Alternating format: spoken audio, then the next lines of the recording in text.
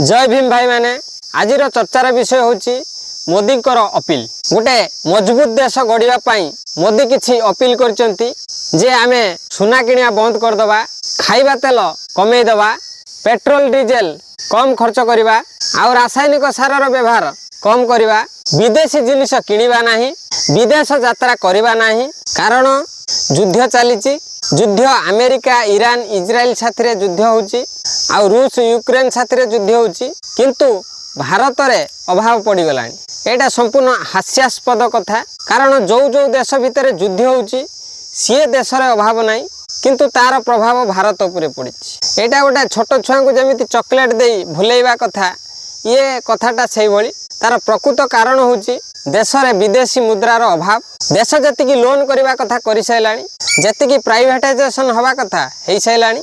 जदि मोदींकर ए कथा को मानी अंधभक्त माने पालन करिवे ताहेले मोदी को किछि समय मिलिबो, पुणी आउ कोठी किछि लोन करिया पई चेष्टा करिवे, आउ किछि पुणी प्राइवेटाइजेशन करिया पई चेष्टा करिवे। ता बदल रे से आउ किछि राज्यर सरकार करि परिबे, सेठी जो निर्वाचन हबो तार प्रचार प्रसार खर्च करि परिबे, आउ जते सरकारी कळ रहला ताको किनि परिबे, आउ एमपी एमएलए को किनि परिबे, मीडिया को किनि परिबे। ये सब संभव हेई परिबो जदि अंधभक्त माने सहयोग करिवे। जदि भविष्यत रे जरूरी कालीन परिस्थिति पड़े, खाद्य पदार्थर अभाव हुए, कौनसी जरूरी जिनसर अभाव हुए, ताहेले केही आमर विश्वगुरु को दायी करिवो नाही किंबा अंधभक्त मानू को दायी करिवो नाही। ये संपूर्ण दायी रहिबे नेहरू आउ से समर जनता।